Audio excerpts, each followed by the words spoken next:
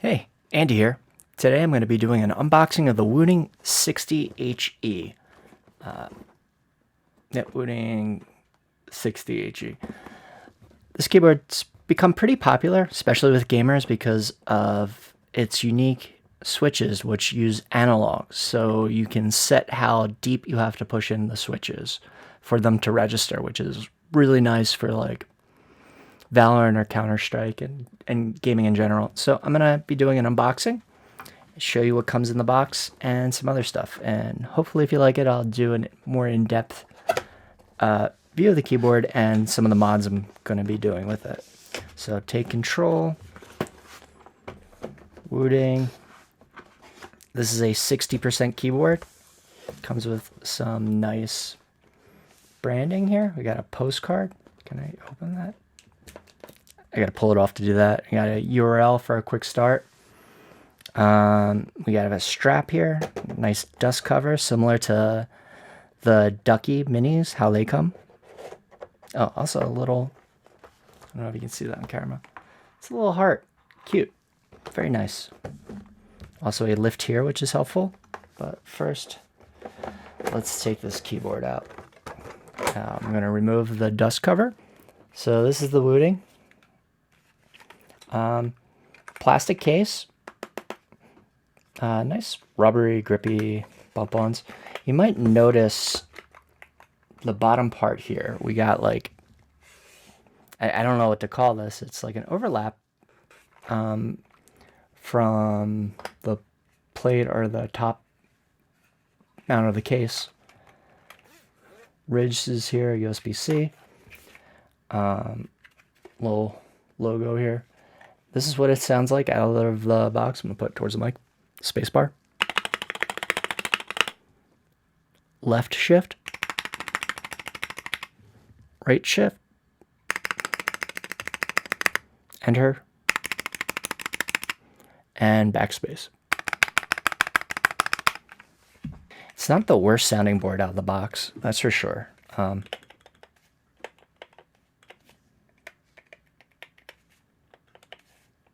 little bit of wire rattle, but actually not that bad.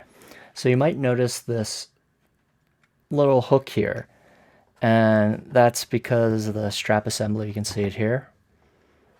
These boards come with like this strap on them. Let's lift here as instructed.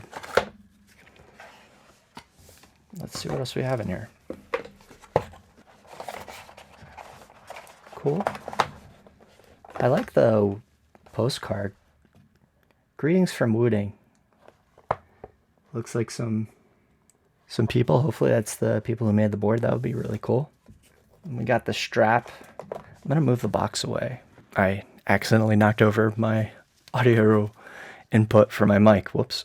Anyway, back at it. You might notice the little divot here for the take control. Pretty cool.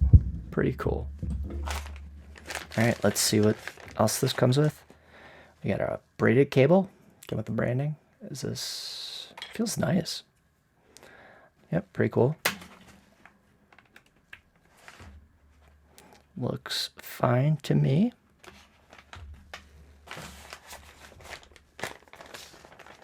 Let's see what's in the bag. So we got some extra keycaps. I do believe that these are swappable. You can see at the bottom here how it works. Let's see if we can get in here. Yeah, I haven't seen a lot of this online. It's a magnet, and the amount or how close it is analog. So that's what makes this board so special. And having 2 extra switches will be nice, taking these things in and out, popping it out. Got a nice keycap puller. Got some extra screws. I'm not sure what that is, but I'll find out when I do another video taking the board apart and modifying it. All right, so I think this is the strap. Oh wait, is that what the two screws are? Oh, no, no, no. Okay. So that makes sense. So we unscrew this, unscrew this. Now it looks like the screw part is on the lower end here. So we do like that.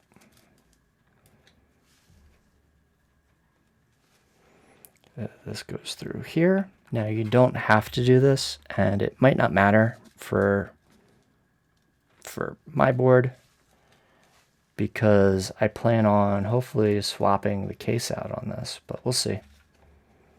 So let's put the screw part bottom through, then we'll get the hollow part the screw goes into up top. Dude, this is a lot harder. I should have done the top part first because it's longer. The bottom part screw is like a little shorter.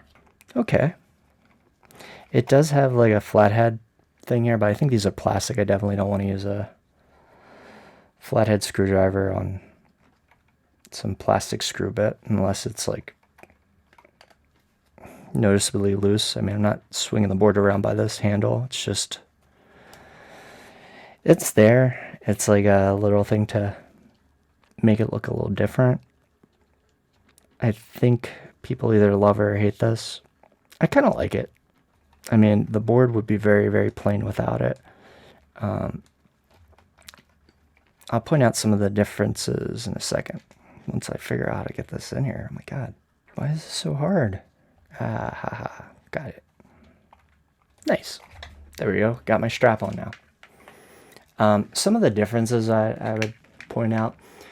You can see that the switches sit downward a little bit inside the case. Like a lot of gaming keyboards, it'll be like flat, and then you have the switches on top, and you can see the exposed switch on the side here. Typically, I like keyboard cases like this a little better because it helps keeping dust and dirt out of the keyboard itself.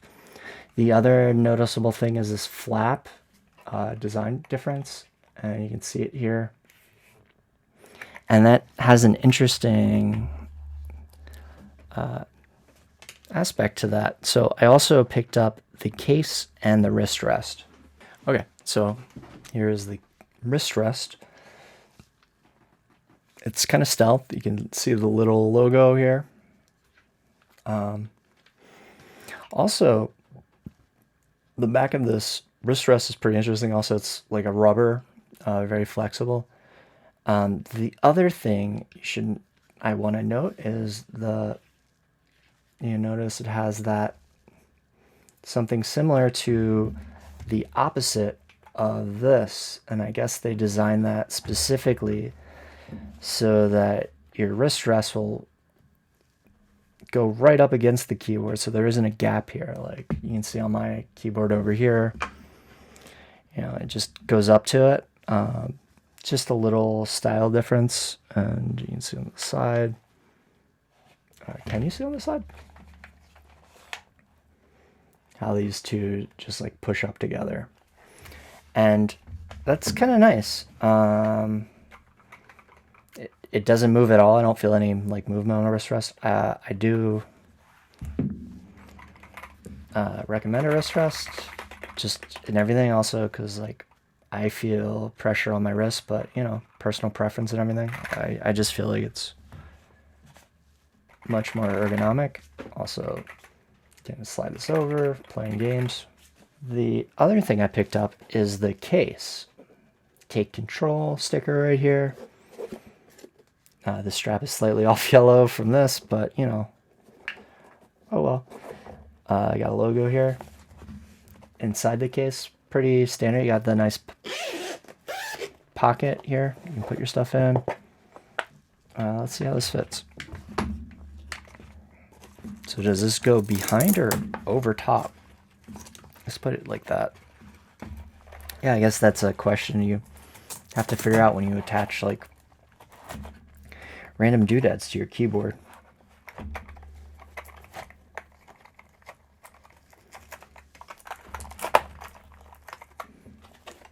Can I fit the wrist rest in here too? I don't know which way we would fit. Let's see, like that. Let's see, because this is, if you're traveling, this is what I would want to be able to do. throw a cable in here. Let's see. Am I able to close it like this? Barely, but I do seem to be able to. Nice. Okay. Pretty cool. Plug this in. You can see the default RGB, just the standard like gamer rainbow. There's some settings in here for it. I don't know what it is. You can also cycle through some of these. Like, the board is completely programmable. You can use some software for it, but it also has just a website you can go to program it, which is pretty nice. I really like that. I really like not having to put software on my computer for every keyboard I use. Really, like most keyboards, you don't need to, but like gaming keyboards, there's always something you need to install for whatever reason, but nice. So hopefully you like this video. Let me know in the comments below, and keep an eye out for when I modify this board to make, hopefully, this sound a lot better. Thank you. Bye.